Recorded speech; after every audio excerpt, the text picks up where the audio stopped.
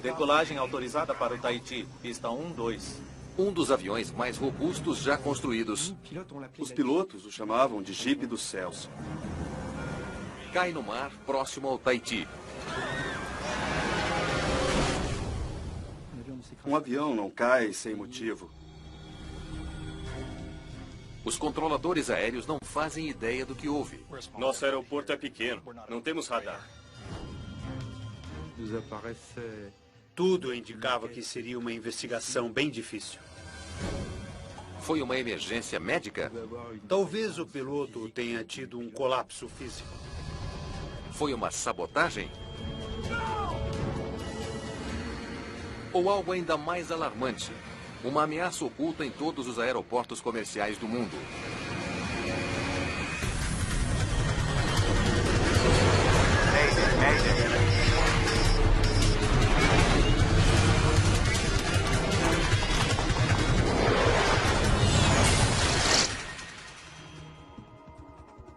Esta é uma história real, baseada em relatórios oficiais e relatos de testemunhas.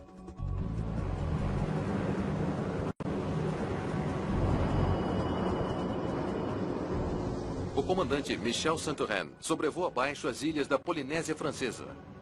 9 de agosto de 2007. Air Moria solicitando autorização para pouso pista 1-2. É um dos cerca de 40 voos diários entre as ilhas de Moorea e Tahiti. Air Moria livre para pouso. Pista 1-2. Rota que Eric Limar conhece bem. A ilha de Moorea é muito próxima ao Tahiti. Não são nem 200 quilômetros de distância. É só cruzar o canal. Tahiti e Moorea são duas das mais de 100 ilhas que formam a Polinésia Francesa, situada entre a Austrália e a América do Sul. Praias intocadas e montanhas exuberantes atraem milhares de turistas por ano. A Air Moria se especializou nos voos curtos que fazem a importante ligação entre as ilhas. A Air Moria e seus aviões já faziam parte do dia a dia dos polinésios. Pessoas que trabalham no Tahiti e moram em Moorea, e também dos turistas. Era a conexão mais rápida e eficiente. Eu de novo. Michel Santorin havia entrado para a Air Moria há apenas 3 meses. Vou levar a lista de passageiros e de carga se estiver pronta. Após a carreira militar, ele estava começando uma nova vida no paraíso. Ele havia arrumado tudo para a chegada da família. A esposa dele viria em breve. Cheio de novo, como a gente gosta. Santorin fazia os voos curtos sozinhos, sem copiloto e tripulação de cabine para ajudá-lo. Certo. Hora de voar. Não se perde tempo no paraíso. De meia em meia hora, ele tinha que estar pronto para uma decolagem. O capitão verificava rapidamente o avião, se não havia nada alarmante, um pneu murcho ou algo que chamasse a atenção. O turbohélice Twin Otter é uma aeronave robusta de 19 passageiros construída no Canadá. Os pilotos o chamavam de Jeep dos céus.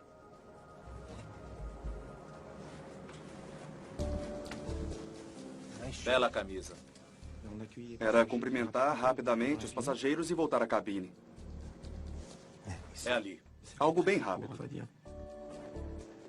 Tudo bem? Ponha a bagagem aí na sua frente. Belo dia para voar. Após menos de 15 minutos no chão, Santorin está pronto para voar novamente. Controle solo. Autorização para taxiar. Air Moria, decolagem autorizada. Pista 1-2. Decolagem autorizada para o Tahiti, pista 1-2. O Twin Otter tem pouca automação. Santorin pilota o avião na mão. A maioria das aeronaves comerciais modernas são equipadas com muita ajuda aos pilotos. Eletrônica, telas, mas esse tipo de avião você tem o prazer de pilotar e ter o controle total.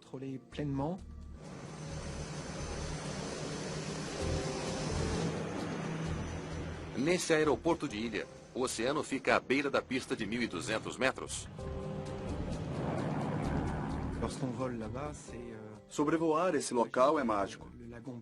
Lagoas azuis, ilhas magníficas, o verde, a combinação de cores. É sem dúvida o paraíso.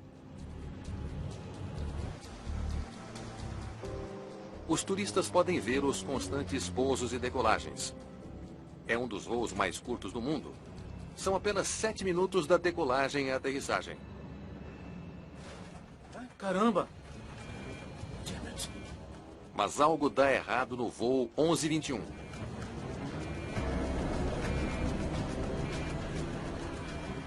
O Twin Otter perde altitude rapidamente e mergulha abruptamente.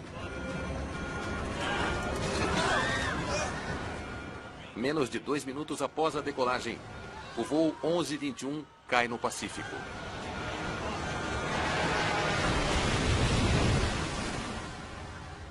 Ah, meu Deus.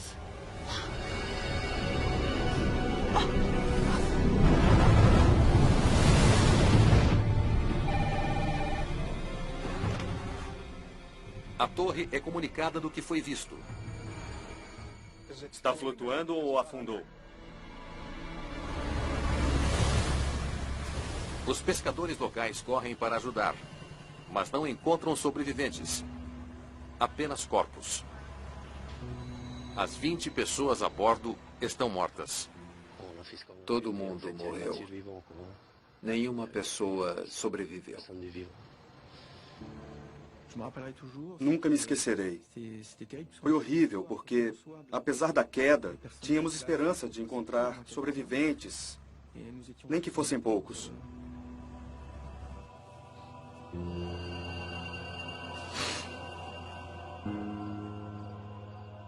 O desastre abala praticamente toda a comunidade da pequena ilha. Na Polinésia, todo mundo se conhece. Sempre são primos ou conhecem a família. As pessoas sofreram muito com este acidente. A frota da Air Morea fica parada, pois os pilotos se recusam a voar no Twin Otter até que o caso seja esclarecido. Um avião não cai sem motivo. Foi erro do piloto ou problema mecânico. Antes de prosseguirmos com os voos, pedimos que toda a frota fosse avaliada.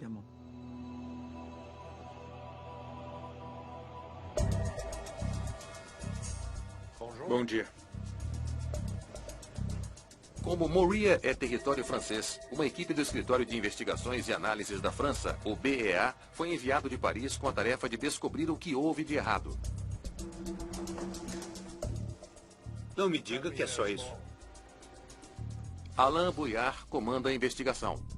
Le Twin Otter est un avion extrêmement robuste. O Twin Otter é uma aeronave extremamente robusta, usada em locais difíceis, onde outros aviões não decolam e pousam. Por isso, nos perguntamos o que pode ter acontecido para essa aeronave cair na água. Os investigadores geralmente contam com pistas nos destroços. Isso não nos diz nada. Mas a maior parte do avião está no fundo do oceano. Bouillard só terá material se conseguir recuperar peças vitais. Vamos precisar de mais destroços que isso. Há outra razão para se encontrar o avião. Diferente de grandes aeronaves, os Twin Otters não são obrigados a portar gravador de voz na cabine. Mas a Air Morea instalou mesmo assim. O equipamento pode conter as respostas. Esperávamos encontrar, além da gravação de voz da cabine, a gravação de qualquer alarme que tivesse soado. Mas encontrar o gravador de voz nas águas profundas da costa de Morea será um grande desafio. Fundo demais para mandar mergulhadores. A profundidade na região era de 700 metros. Obviamente, mergulhadores não podem ir. Tem que ser um submarino comandado por controle remoto.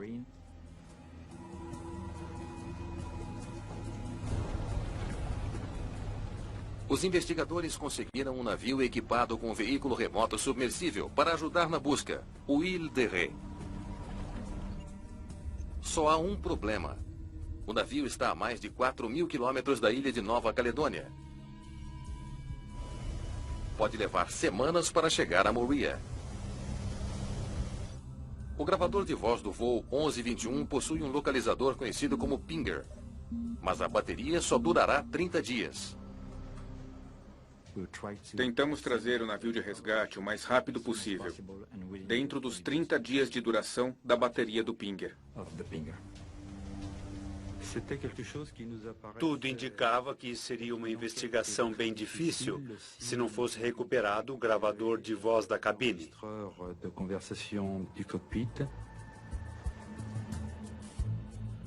Enquanto isso, os investigadores conversam com o controlador do aeroporto. Os registros do radar poderiam dar pistas do que causou a queda do avião. As primeiras evidências que buscamos logo que se inicia a investigação é uma noção da trajetória, o último ponto de partida e o ponto de impacto. Fomos atrás desse tipo de informação. Mas não encontram o que buscam.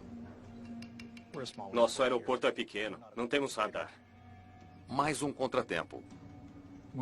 Quando descobrimos que não havia dados de radar, desanimamos um pouco, pois seria mais complicado recriar a trajetória da aeronave.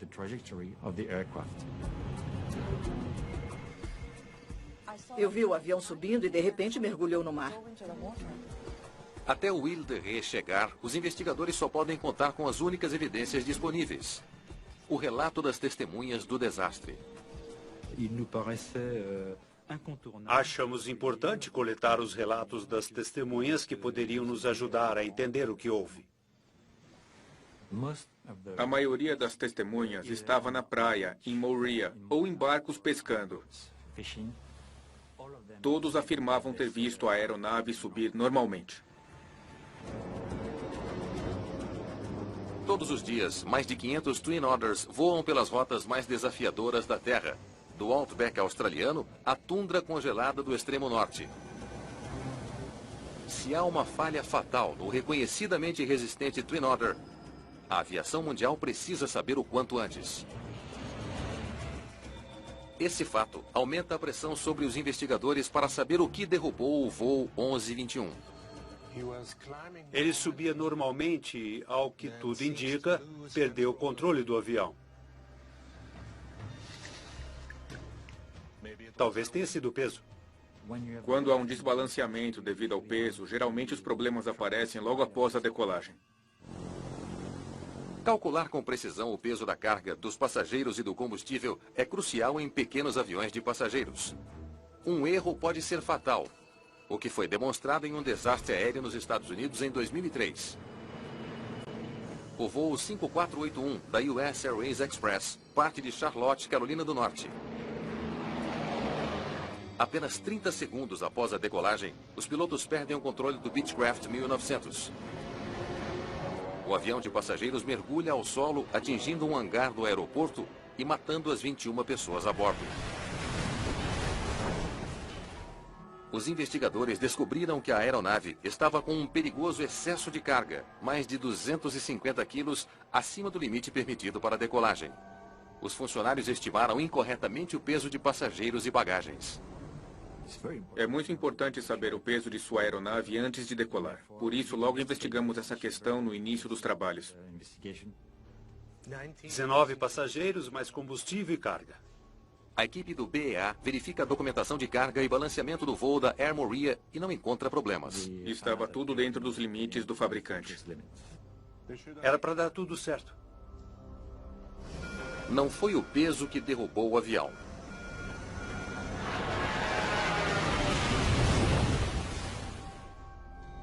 Até que chegue ajuda para a busca do gravador de voz da cabine submerso, não há mais evidências. Boyard decide fazer uso de uma tática incomum para tentar descobrir o que deu errado. Isso, preciso de um avião pequeno e um bom piloto. Obrigado.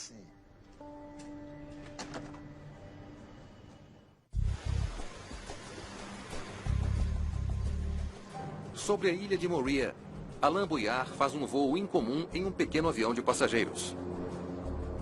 Ele espera reavivar a memória das testemunhas que viram o desastre do voo 1121. Tudo bem, vamos sobrevoar a lagoa. Os pilotos têm tarefas específicas a cumprir em cada etapa do voo. Se as testemunhas conseguirem identificar a que altura Santorin subiu, isso pode ajudar os investigadores a entender o que ele estava tentando fazer quando perdeu o controle da aeronave. Eles pediram que observassem o avião de Boyard decolando do aeroporto. Se você pergunta a eles a altitude máxima, talvez não saibam dizer se era 500 pés, 1000 pés ou 2000 pés. Mas se você mostrar a aeronave no ar e perguntar, isso são 500 pés condiz com a altitude do avião, fica mais fácil para eles dizerem se sim ou se não. Não, está alto demais.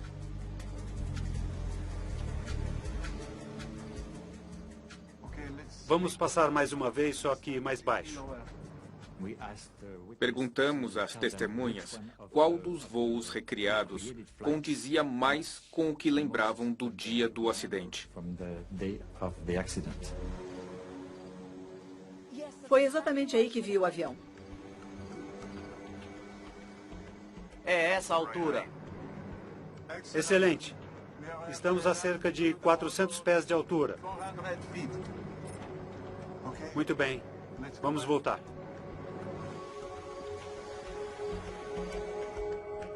O voo teste deu a Boyard uma ideia da altitude que Michel Santorin conseguiu atingir. Os voos nos permitiram estimar a altitude em que o voo mudou sua trajetória.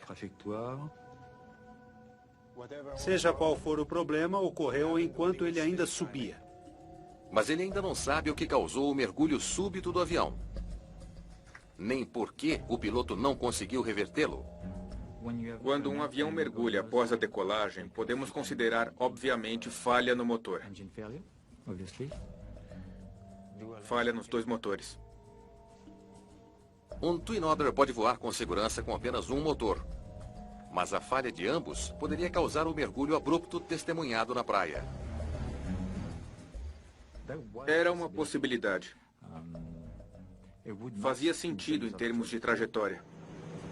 Mas os dois motores falharem exatamente na mesma hora é uma eventualidade extremamente rara. A falha dos dois motores pode ser causada por falta de combustível, o que é pouco provável após a decolagem. E não podemos desconsiderar a ingestão de pássaros nos dois motores, muito improvável também. A maioria das testemunhas relata ter ouvido o barulho dos motores quando o avião passava. A falha nos dois motores se torna ainda mais improvável.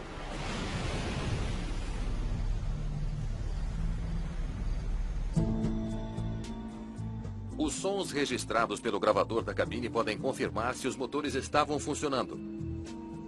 Mas até que ele seja resgatado, Boyard só tem o curso em comum do voo para trabalhar. Essa informação era importante, mas não explicava o que ocorreu.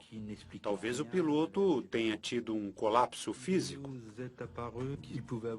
Algum tipo de incapacitação que levou o avião a cair. D'incapacité physique qui avait d'abord mis l'avion en descente. Esse tipo de avião é conduzido por apenas um piloto. Se o piloto está incapacitado fisicamente, não há ninguém para assumir o controle. Se o piloto ficou incapacitado e debruçou sobre os controles do painel, a trajetória da aeronave fazia sentido.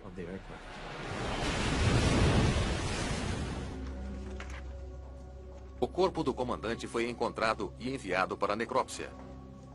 O médico legista buscou sinais de algum quadro médico que pudesse interferir na habilidade do comandante de pilotar.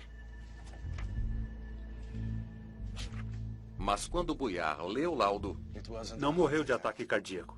Volta a estaca zero.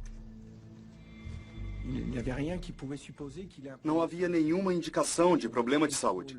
Fazemos check-ups regulares. E ele passava em todos. Descartamos a hipótese de incapacitação do piloto como causa do acidente. Boyard deve considerar todas as possibilidades de causa do desastre. Ele levanta uma hipótese assustadora. E se foi um ato deliberado de sabotagem? Alguém embarcou no voo com a intenção de assassinato?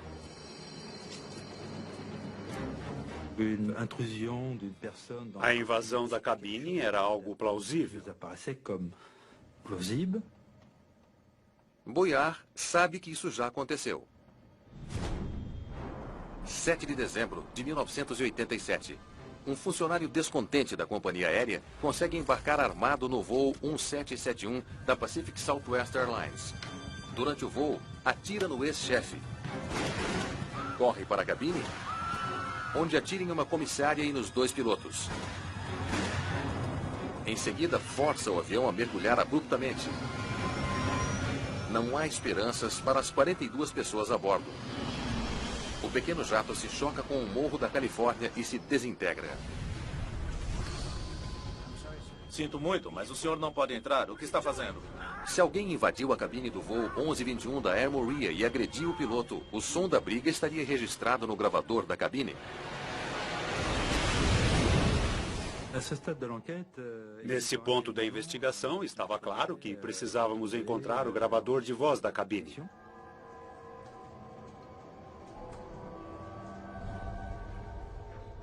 Em 26 de agosto, 17 dias após o acidente, a embarcação de pesquisa francesa Ile de Ré finalmente chega. A equipe sabe a localização aproximada dos destroços, mas as correntes oceânicas podem ter mudado os fragmentos submersos de lugar.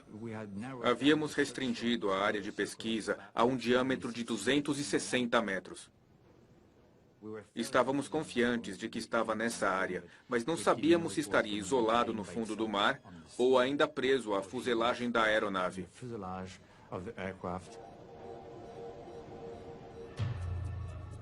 Eles partem atrás do sinal do localizador do gravador. É o som que estamos procurando. Os técnicos do Ile de Ré lançam um veículo submersível de operação remota, ou ROV, na direção do som.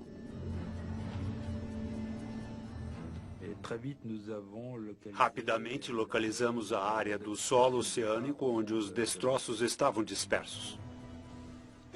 Aí está nosso Twin Otter. Os vestígios do voo 1121 da Air Morea estão mais de 650 metros abaixo das ondas. Vimos as asas separadas do avião. Vimos os motores, vimos parte da cabine.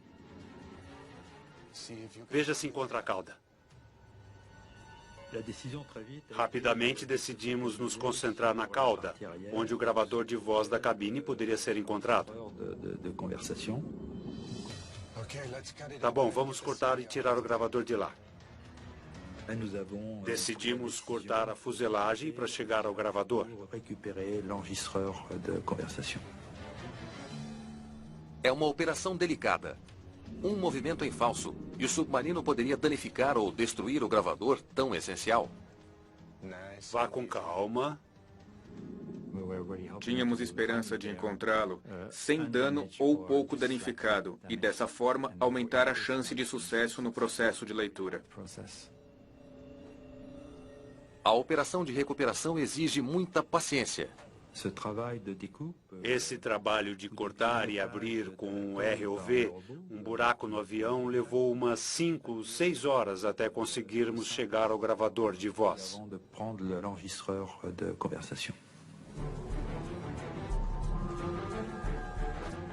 Finalmente, a equipe desobstrui o gravador. Pegamos. Excelente trabalho. Foi um grande alívio. Foi muito gratificante, mas também preocupante, porque é muito bom ter o gravador, mas o que importa são os dados registrados. Então, o próximo passo era levar o gravador até o laboratório do BEA para leitura o mais breve possível.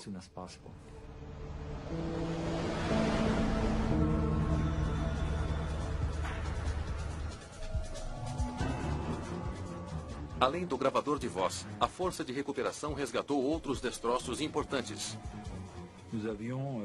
Decidimos resgatar algumas peças que nos pareceram necessárias, além da informação do gravador.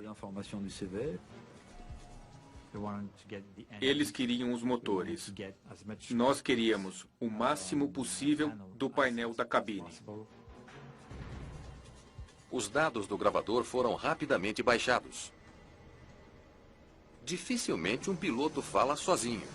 Os investigadores tinham que buscar outros sons que pudessem dar alguma pista. No gravador de voz da cabine, pudemos ouvir uma decolagem normal e o que parecia ser uma subida normal. Eles ouvem o som do avião decolando e Santorin ajustando os controles.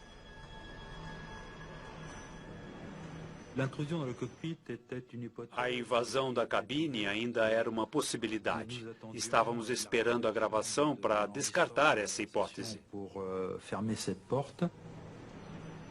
Não há som de um invasor na cabine.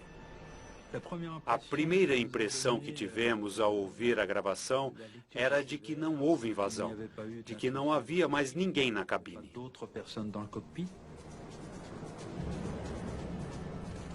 Aí eles escutam a exclamação de surpresa do piloto. Caramba! Estava tudo perfeitamente normal até o momento em que o piloto se exaltou. O som gravado na cabine permite que os investigadores também excluam outra teoria. O som dos motores é normal. A gravação mostrou que estavam na potência máxima de decolagem até o momento do impacto. Parece que ele está abaixando os flaps. O grito de surpresa do piloto vem logo após ele ajustar os flaps do Twin Otter. Repita, por favor. Dava para ouvir na gravação o flap sendo recolhido. Também se ouvia a respiração mais pesada do piloto, como se estivesse acionando o controle do flap naquele momento. E imediatamente após, ouvimos sua reação de surpresa. Caramba! Baixo demais. Momentos depois, o avião se choca com o mar.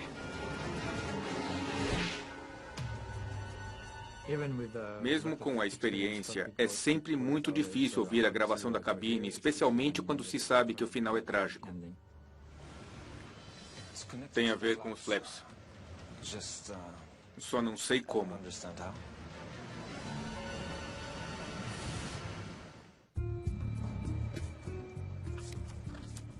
Os investigadores sabem que, em voos para o Tahiti, os pilotos de Twin Otter recolhem os flaps a aproximadamente 400 pés, a altitude em que o voo 1121 começou a mergulhar. Eles se perguntam se os flaps não funcionaram. Antes da decolagem, os pilotos rotineiramente estendem os flaps das asas para aumentar a sustentação durante a subida. Quando o avião se aproxima da altitude de cruzeiro, os flaps estendidos aumentam o arrasto. Então os pilotos têm que recolhê-los ao atingir essa altitude. Os investigadores estudam o mecanismo que opera os flaps. Recuperamos o acionador dos flaps e pudemos analisá-lo. O acionador está na posição correta e não há sinais de mau funcionamento. Os flaps estão corretos.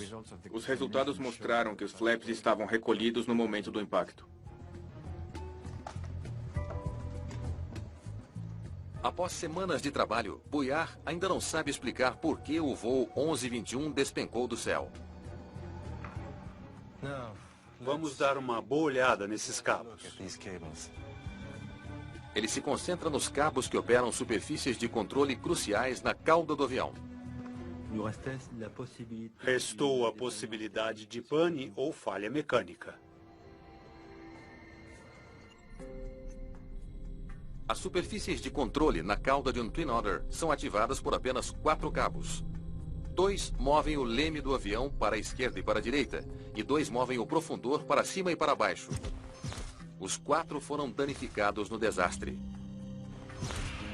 Bouillard procura qualquer evidência de quando e como se romperam. Cabos de avião são constituídos de vários fios finos torcidos e depois trançados para maior resistência. 3 cabos se desenrolaram, indicação clara de que foram cortados abruptamente no impacto. É dano do impacto. Mas um cabo estava diferente.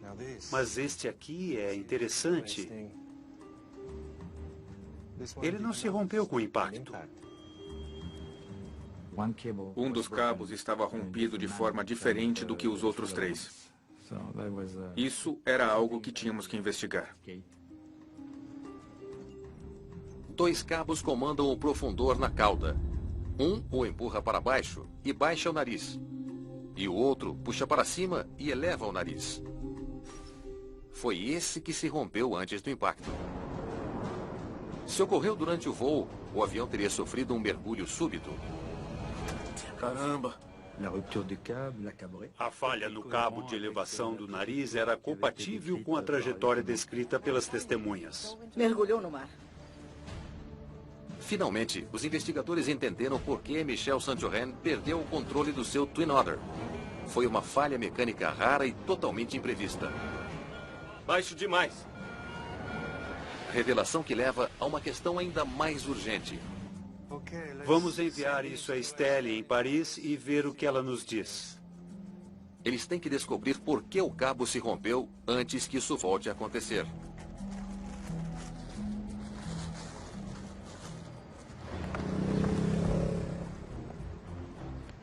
Quando o cabo de elevação chega em Paris, a especialista Estelle Bancharel o examina com cuidado. Ela nota algo estranho. O cabo mostra claramente que diferentes fios se quebraram em momentos diferentes e por razões diferentes. Os fios externos estavam desgastados e os internos não. Eles se romperam. O dano distinto dos fios externos sugere que algo estava em atrito com o cabo. Parece 50% desgastado com o tempo.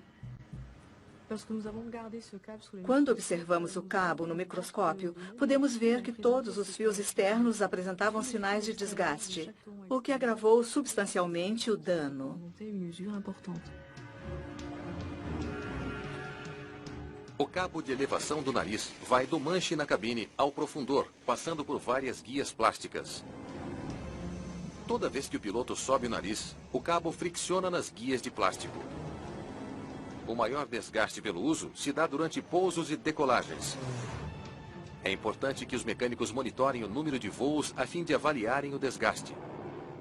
48. Os registros da companhia forneceram uma pista perturbadora. Mais de 50 voos aqui.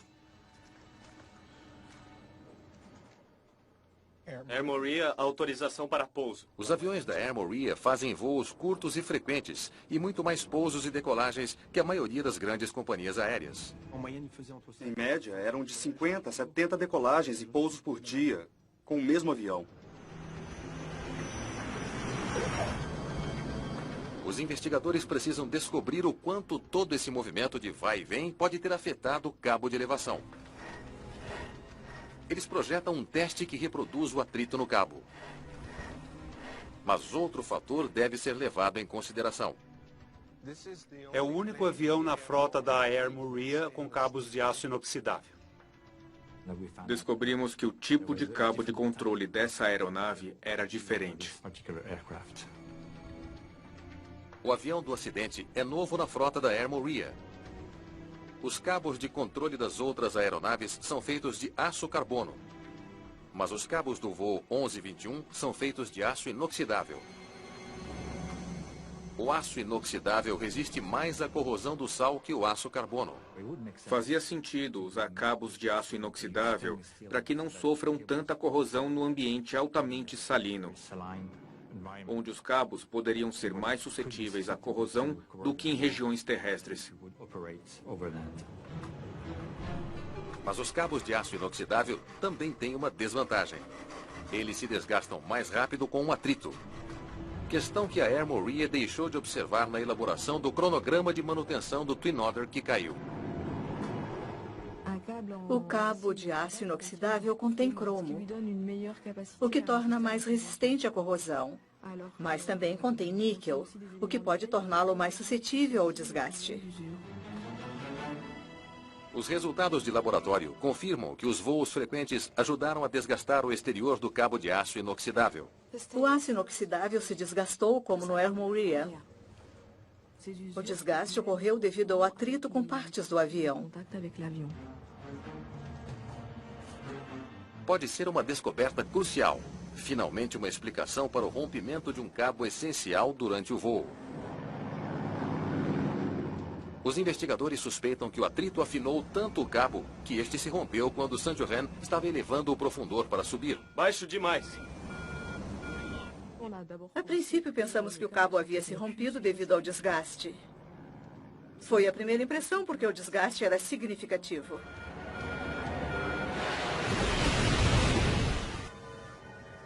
Bancharel testa a teoria. Ela recria a força utilizada por Saint-Johann ao puxar o nariz do avião para cima. Se ela estiver certa, o cabo desgastado tem que se romper.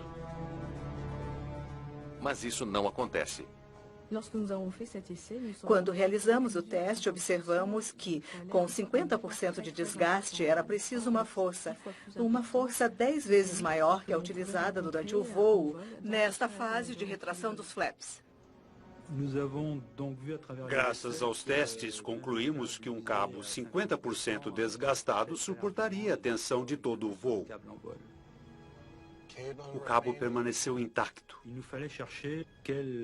Tínhamos que descobrir o que pode ter causado o enfraquecimento do cabo. Outro fator ajudou a romper aquele cabo. Mas o quê? Os investigadores sabem que aviões muitas vezes apresentam danos de difícil detecção causados por pequenos impactos com veículos terrestres. Se o veículo do aeroporto acidentalmente colidiu com o profundor do avião, o impacto pode ter partido mais fios do cabo já desgastado.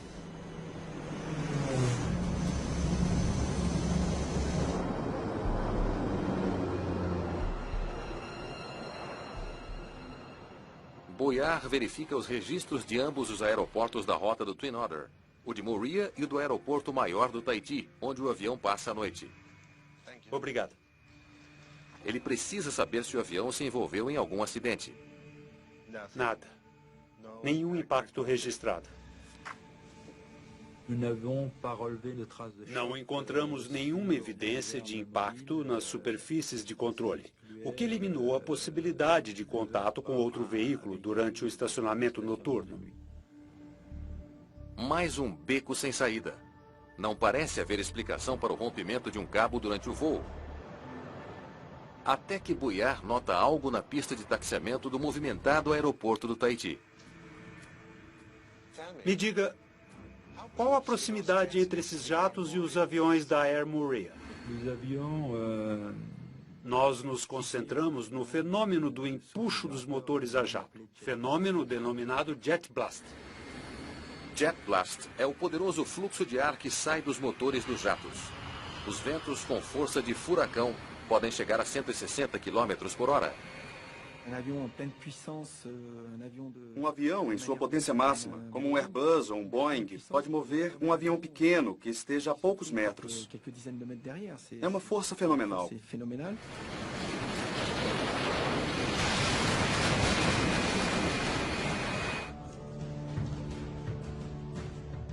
Os investigadores estudam a disposição do aeroporto do Tahiti.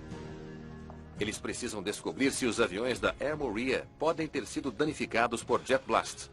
Muito bem. Os Twin Otters da Air Moorea ficam estacionados aqui. Eles descobrem que a Air Moorea estaciona seus aviões muito próximo a uma pista de taxiamento utilizada por jatos poderosos.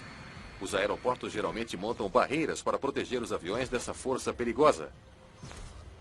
Deveria haver barreiras para proteger os Twin Otters no aeroporto do Tahiti, mas elas foram removidas. Olhem isto. É uma descoberta importante. Os jatos taxiam aqui. As barreiras foram removidas para facilitar a movimentação de um estacionamento a outro. Não havia mais barreiras físicas para proteger os Twin Otters. Os jatos Airbus e Boeing ficavam a aproximadamente 50 metros de distância do estacionamento da Air Moorea, muito próximo. Os aviões da Air Moorea são estacionados bem na rota do Jet Blast. Este avião era estacionado numa área propensa a receber os fluxos de ar dos grandes cargueiros durante suas partidas. Chegamos então a essa hipótese de que havia grande probabilidade do cabo ter sido enfraquecido pelo Jet Blast.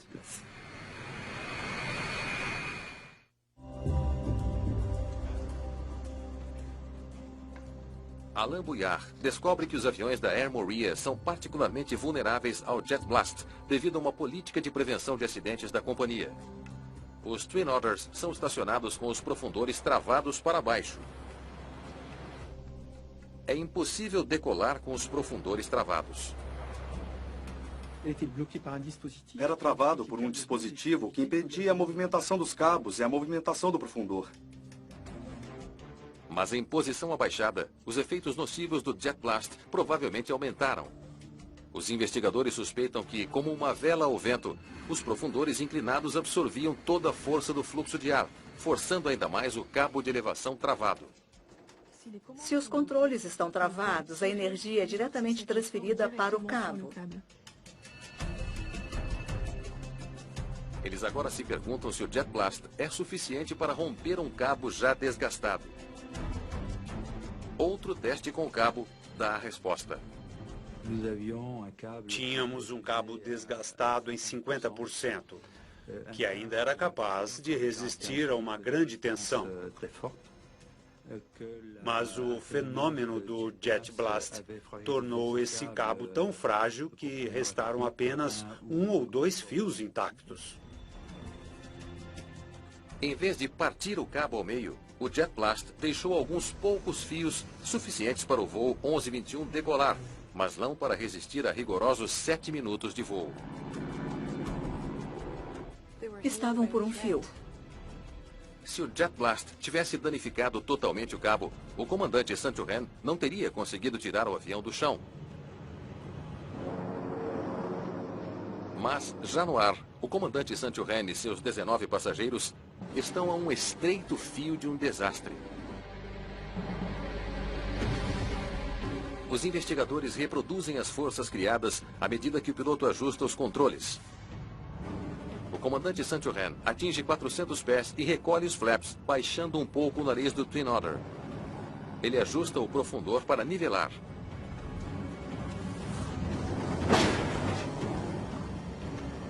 O suficiente para romper o último fio do cabo desgastado e danificado.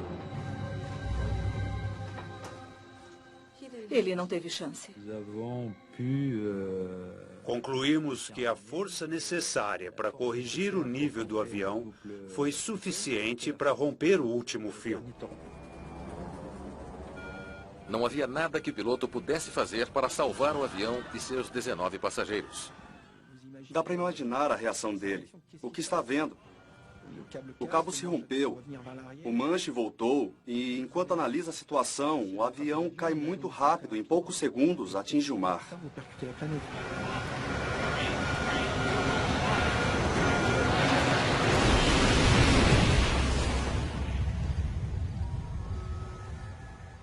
O acidente da Air Moria matou 20 pessoas.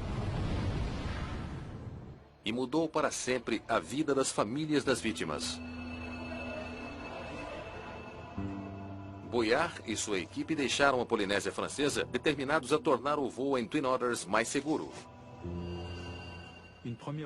A primeira recomendação foi a verificação urgente de todas as aeronaves equipadas com cabos de aço inoxidável.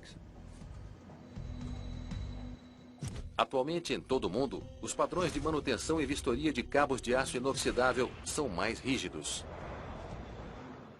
A grande lição dessa investigação é: os Jet Blasts nos aeroportos oferecem risco. O desastre da Air Moria conscientizou todo o mercado do papel essencial que as barreiras de Jet Blast exercem na segurança, especialmente em aeroportos que comportam jatos grandes e pequenos aviões de passageiros. Eric Limar espera que seja o suficiente para impedir novos acidentes como esse. É a minha esperança. Do contrário, de que serviu esse acidente? 19 passageiros mortos e não aprendemos nada com isso? Seria uma vergonha.